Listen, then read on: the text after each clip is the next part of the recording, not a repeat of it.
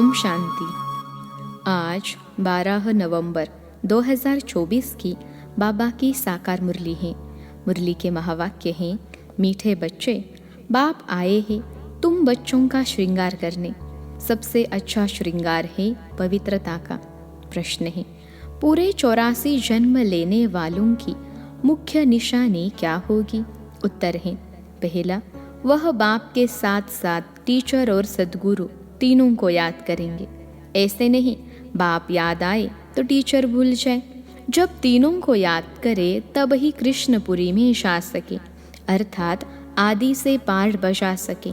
दूसरा, उन्हें कभी भी माया के तूफान हरा नहीं सकते हैं। ओम शांति।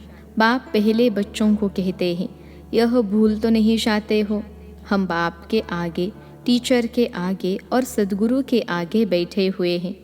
बाबा नहीं समझते कि सब कोई इस याद में बैठे हैं, फिर भी बाप का फर्ज है समझाना। यह है अर्थ सहित याद करना। हमारा बाबा बेहद का बाप भी है, टीचर भी है और बरोबर हमारा सद्गुरु भी है, जो बच्चों को साथ में ले जाएगा। बाप आए ही है बच्चों का श्रृंगार करने, पवित्रता से श्रृंगार करते आए हैं। धन भी अथाह देते हैं। धन देते ही है नई दुनिया के लिए, जहाँ तुमको जाना है। यह बच्चों को याद करना है। बच्चे गफलत करते हैं जो भूल जाते हैं। वह जो पूरी खुशी होनी चाहिए वह कम हो जाती है। ऐसा बाप तो कभी मिलता ही नहीं। तुम जानते हो हम बाबा के बच्चे ज़रूर हैं। वह हमको पढ़ाते हैं, इसलिए टीचर भी ज़रूर हैं। हमारी पढ़ाई है ही नई दुनिया अमरपुरी के लिए। अभी हम संगम युग पर बैठे हैं। यह याद तो ज़रूर बच्चों को होनी चाहिए। पक्का पक्का याद करना है। यह भी जानते हो इस समय कंसपुरी आसुरी दुनिया में है। समझो कोई को साक्षात्कार होता है, परंतु साक्षात्कार से कोई कृष्णपुरी उनकी डिनेस्टी में नहीं जा सकेंगे। जा तब सकेंगे जब बाप, टीचर, गुरु तीनों को ही याद करते रहेंगे। यह आत्माओं से बात की जाती है। आत्मा ही कहती है, हाँ बाबा, बाबा आप तो सच कहते हो। आप बाप भी हो, पढ़ाने वाले टीचर भी हो। सुप्रीम आत्मा पढ़ाती हैं। लौकिक पढ़ाई भी आत्मा ही शरीर के साथ पढ़ाती है, परंतु वह आत्मा भी पतित तो शरीर भी पतित है। दुनिया के मनुष्यों को यह पता नहीं है कि हम नरकवासी हैं। अभी तुम समझते हो हम तो अब चले अपने वतन। यह तुम्हारा वतन नहीं है, यह है रावण का पराया वतन। तुम्हारे वतन में तो अथाह सुख है। यहाँ के लोग ऐसे नहीं समझते। हम पराये राज्य में हैं। आगे मुसलमानों के राज्य में बैठे थे, फिर क्रिश्चियन के राज्य में बैठे हैं। अभी तुम जानते हो हम अपने राज्य में जाते हैं। आगे रावण राज्य को हम अपना राज्य समझ बैठे थे। यह भूल गए हैं हम पहले राम राज्य में थे, फिर 84 जन्मों के चक्र में आने से रावण राज्य में हैं। दुख में आकर पड़े हैं। पराये राज्य में तो दुख ही होता है। यह सारा ज्ञान अंदर में आना चाहिए। बाप तो ज़रूर याद आएगा, परंतु तीनों को याद करना है। यह नॉलेज भी मनुष्य ही ले सकते हैं, जानवर तो नहीं पढ़ेंगे। यह भी तुम बच्चे समझते हो। वहाँ कोई बैरिस्टरी आदि की पढ़ाई होती नहीं। बाप यहाँ ही तुमको मालामाल कर रहे हैं, तो सब तो राजा नहीं बनते हैं। व्यापार भी चलता होगा, परंतु वहाँ तुमको अथाह धन रहता है। घाटा आदि होने का कायदा ही नहीं। लूट मार आदि वहाँ होती नहीं। नाम ही है स्वर्ग। अभी तुम बच्चों को स्मृति आई है। हम स्वर्ग में थे, फिर पुनर्जन्म लेते लेते नीचे उतरते हैं। बाप कहानी भी उन्हों की ही बताते हैं। 84 जन्म नहीं लिए होंगे तो माया हरा देगी। यह भी बाप समझाते रहते हैं। माया का कितना बड़ा तूफान है। बहुतों को माया हराने की कोशिश करती है। आगे चल तुम बहुत देखेंगे, सुनेंगे। बाप के पास सबके चित्र होते तो तुमको वंडर दिखाते। यह फलाना इतना दिन आया, बाप का बना, फिर माया खा गई, मर गया, माया के साथ जा मिला। यहाँ इस समय कोई शरीर छोड़ते हैं तो इसी दुनिया में आकर जन्म लेते हैं। तुम शरीर छोड़ेंगे तो माया के साथ बेहद घर में जाएंगे। वहाँ बाबा मम्मा बच्चे सब है ना। परिवार ऐसा ही होता है। मूल वतन में बाप और भाई भाई हैं और कोई संबंध नहीं। यहाँ बाप और भाई बहन हैं, फिर वृद्धि को पाते हैं। चाचा मामा आदि बहुत संबंध हो जाते हैं। इस संगम पर तुम प्रजापिता ब्रह्मा के बनते हो तो भाई बहन हो। शिव बाबा को याद करते हो तो भाई भाई हो। यह सब बातें अच्छी रीति याद करनी है। बहुत बच्चे भूल जाते हैं। बाप तो समझाते रहते हैं। बाप का फर्ज है बच्चों को सिर पर उठाना। सब तो नमस्ते नमस्ते करते रहते हैं, अर्थ भी समझाते हैं। भक्ति करने वाले साधु संत आदि कोई तुमको जीवन मुक्ति का रास्ता नहीं बताते। वह मुक्ति के लिए ही पुरुषार्थ करते रहते हैं। वह है ही निवृत्ति मार्ग वाले। वह राजयोग कैसे सिखलाएंगे? राजयोग है ही प्रवृत्ति मार्ग का। प्रजापिता ब्रह्मा को 4 भुजाएं देते हैं तो प्रवृत्ति मार्ग हुआ ना। यहाँ बाप ने इनको एडॉप्ट किया है तो नाम रखा है ब्रह्मा और सरस्वती। ड्रामा में नूंद देखो कैसी है। वानप्रस्थ अवस्था में ही मनुष्य गुरु करते हैं। 60 वर्ष के बाद, इसमें भी 60 वर्ष के बाद बाप ने प्रवेश किया तो बाप टीचर गुरु बन गए। अभी तो कायदे भी बिगड़ गए हैं। छोटे बच्चों को भी गुरु करा देते हैं। यह तो है ही निराकार। तुम्हारी आत्मा का यह बाप भी बनते, टीचर सदगुरु भी बनते हैं। निराकारी दुनिया को कहा जाता है आत्माओं की दुनिया। ऐसे तो नहीं कहेंगे दुनिया ही नहीं है। शांति धाम कहा जाता है, वहाँ आत्माएं रहती हैं। अगर कहे परमात्मा का नाम रूप देश काल नहीं तो बच्चे फिर कहाँ से आएंगे? तुम बच्चे अब समझते हो यह वर्ल्ड की हिस्ट्री ज्योग्राफी कैसे रिपीट होती है। हिस्ट्री चैतन्य की होती है, ज्योग्राफी तो जड़ वस्तु की है। तुम्हारी आत्मा शांति है। हम कहाँ तक राज्य करते हैं? हिस्ट्री गाई जाती है जिसको कहानी कहा जाता है। ज्योग्राफी देश की होती है। चैतन्य ने राज्य किया, जड़ तो राज्य नहीं करेंगे। कितने समय से फलाने का राज्य था। कृष्ण ने भारत पर कब से कब तक राज्य किया। तो इस वर्ल्ड की हिस्ट्री ज्योग्राफी को कोई जानते ही नहीं। कहते हैं सतयुग को तो लाखों वर्ष हुआ, उसमें कौन राज्य करके गए, कितना समय राज्य किया, यह कोई नहीं जानता। इसको कहा जाता है हिस्ट्री। आत्मा चैतन्य, शरीर जड़ है। सारा खेल ही जड़ और चैतन्य का है। मनुष्य जीवन ही उत्तम गाया जाता है। आदमशुमारी भी मनुष्यों की गिनी जाती है। जानवरों की तो कोई गिनती कर भी न सके। सारा खेल तुम्हारे पर है। हिस्ट्री ज्योग्राफी भी तुम सुनते हो। बाप इसमें आकर तुमको सब बातें समझाते हैं। इसको कहा जाता है बेहद की हिस्ट्री ज्योग्राफी। यह नॉलेज न होने कारण तुम कितने बेसमझ बन पड़े हो। मनुष्य होकर दुनिया की हिस्ट्री ज्योग्राफी को न जाने तो वह मनुष्य ही क्या काम का। अभी बाप द्वारा तुम वर्ल्ड की हिस्ट्री ज्योग्राफी सुन रहे हो। यह पढ़ाई कितनी अच्छी है। कौन पढ़ाते हैं? बाप ही ऊंचते ऊंच पद दिलाने वाला है। इन लक्ष्मी नारायण का और जो उन्हों के साथ स्वर्ग में रहते हैं उन्हों का ऊंचते ऊंच पद है ना। वहाँ बैरिस्टरी आदि तो करते नहीं। वहाँ तो सिर्फ सीखना है। हुनर न सीखे तो मकान आदि कैसे बने? 1-2 को हुनर सिखलाते हैं, नहीं तो इतने मकान आदि कौन बनाएंगे? आपे ही तो नहीं बन जाएंगे।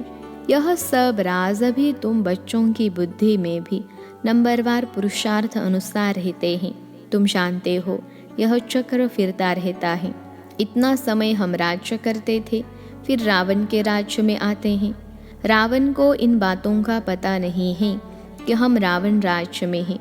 कहते हैं हमको बाबा रावण के राज्य से लिबरेट करो। भारतवासियों ने क्रिश्चियन राज्य से अपने को लिबरेट किया। अब फिर कहते हैं गॉडफादर हमको लिबरेट करो। स्मृति आती है ना। कोई भी यह नहीं जानते कि ऐसे क्यों कहते हैं। अभी तुमने समझा है सारी सृष्टि पर ही रावण राज्य है। सब कहते हैं राम राज्य चाहिए तो लिबरेट कौन करेगा? समझते हैं गॉडफादर लिबरेट कर गाइड बन ले जाएंगे। भारतवासियों को इतना अक्ल नहीं है। यह तो बिल्कुल तमोप्रधान है। वह न इतना दुख उठाते हैं न इतना सुख ही पाते हैं। भारतवासी सबसे सुखी बनते हैं तो दुखी भी बने हैं। हिसाब है ना, अभी कितना दुख है। जो रिलीजियस माइंडेड है वह याद करते हैं, ओ गॉड फादर लिबरेटर, तुम्हारी भी दिल में है। बाबा आकर हमारे दुख हरो और सुखधाम ले चलो। वह कहते हैं शांति धाम ले चलो। तुम कहेंगे शांति धाम और सुखधाम ले चलो। अब बाप आया हुआ है तो बहुत खुशी होनी चाहिए। भक्ति मार्ग में कंजूस कितना है, उनमें रियल बात कुछ भी है नहीं, एकदम आटे में नमक है। चंडिका देवी का भी मेला लगता है। अब चंडियों का फिर मेला क्यों लगता है? चंडी किसको कहा जाता है? बाबा ने बताया है, चांडाल का जन्म भी यहाँ के ही लेते हैं। यहाँ रहकर खा पी कर कुछ देकर फिर कहते हैं हमने जो दिया वह हमको दो।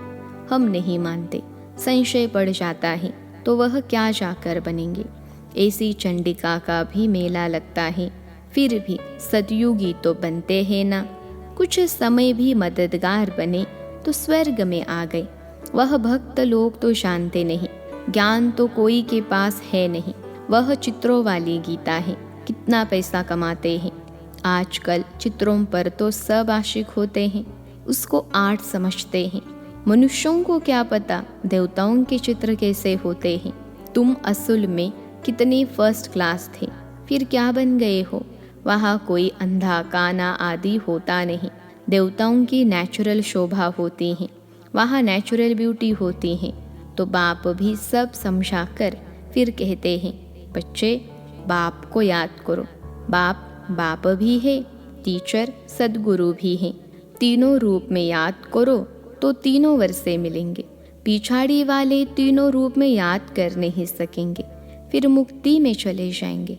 बाबा ने समझाया है, सूक्ष्म वतन आदि में जो कुछ देखते हो यह तो सब है साक्षात्कार की बातें।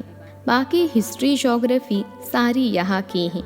इनकी आयु का किसको पता नहीं है। अभी तुम बच्चों को बाप ने समझाया है, तुम फिर कोई को भी समझा सकते हो। पहले पहले तो बाप का परिचय देना है। वह बेहद का बाप है, सुप्रीम। लौकिक बाप को परमात्मा व सुप्रीम आत्मा कभी नहीं कहा जाता। सुप्रीम तो एक ही है जिसको भगवान कहा जाता है। वह नॉलेजफुल है तो तुमको नॉलेज सिखलाते हैं। यह ईश्वरीय नॉलेज है, सोर्स ऑफ इनकम। नॉलेज भी उत्तम मध्यम कनिष्ठ होती है ना। बाप है ऊंचते ऊंच तो पढ़ाई भी ऊंचते ऊंच है, मर्तबा भी ऊंच है। हिस्ट्री ज्योग्राफी तो झट जान जाते हैं। बाकी याद की यात्रा में युद्ध चलती है। इसमें तुम हारते हो तो नॉलेज में भी तुम हारते हो। हार कर भागंती हो जाते हैं तो नॉलेज में भी भागंती हो जाते हैं। फिर जैसे थे वैसे बन जाते हैं और ही उनसे भी बदतर। बाप के आगे चलन से देह अभिमान झट प्रसिद्ध हो जाता है। ब्राह्मणों की माला भी है, परंतु कईयों को पता नहीं है कि हम कैसे नंबरवार यहाँ बैठे। देह अभिमान है ना, निश्चय वाले को जरूर अपार खुशी होगी। किसको निश्चय है हम यह शरीर छोड़कर प्रिंस बनूंगा? सबने हाथ उठाया। बच्चों को इतनी खुशी रहती है। तुम सब में तो पूरे दैवी गुण होने चाहिए, जबकि निश्चय है। निश्चय बुद्धि माना विजयी माला में पिरोवंती, माना शहजादा बनंती। एक दिन जरूर आएगा जो फॉरेनर सबसे शास्ती आबों में आएंगे और सब तीर्थ यात्रा आदि छोड़ देंगे। वह चाहते हैं भारत का राजयोग सीखें। कौन है जिसने पैराडाइज स्थापन किया? पुरुषार्थ किया जाता है। कल्प पहले यह हुआ होगा तो जरूर म्यूजियम बन जाएगा। समझाना है ऐसी प्रदर्शनी हमेशा के लिए लगाना चाहते हैं।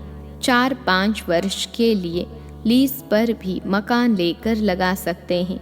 हम भारत की ही सेवा करते हैं सुखधाम बनाने के लिए। इसमें बहुतों का कल्याण होगा। अच्छा, मीठे मीठे सिखिलते बच्चों प्रति माता पिता बाप दादा का याद प्यार और गुड मॉर्निंग। रूहानी बाप की रूहानी बच्चों को नमस्ते। हम रूहानी बच्चों की सिखिलते रूहानी माता पिता बाप दादा को याद प्यार, गुड मॉर्निंग और नमस्ते बाबा नमस्ते। धारणा के लिए मुख्य सार पहली पॉइंट है, अपार खुशी में रहने के लिए सदा स्मृति रहे कि स्वयं बाप हमारा श्रृंगार कर रहे हैं, वह हमें अथाह धन देते हैं। हम नई दुनिया अमरपुरी के लिए पढ़ रहे हैं। दूसरे पॉइंट है, विजय माला में पिरोने के लिए निश्चय बुद्धि बन देवी गुण धारण करने हैं। जो दिया उसे वापस लेने का संकल्प कभी न आए। संशय बुद्धि बन अपना पद नहीं गंवाना है। आज का वरदान है, क्रोधी आत्मा को रहम के शीतल जल द्वारा गुण दान देने वाले वरदानी आत्मा भव। क्रोधी आत्मा को रहम के शीतल जल द्वारा गुण दान देने वाले वरदानी आत्मा भव। विश्लेषण है, आपके सामने कोई क्रोध अग्नि में जलता हुआ आए, आपको गाली दे, निंदा करे, तो ऐसी आत्मा को भी अपनी शुभ भावना, शुभ कामना द्वारा, वृत्ति द्वारा, स्थिति द्वारा गुणदान या सहनशीलता की शक्ति का वरदान दो। क्रोधी आत्मा परवश है, ऐसी परवश आत्मा को रहम के शीतल जल द्वारा शांत कर दो।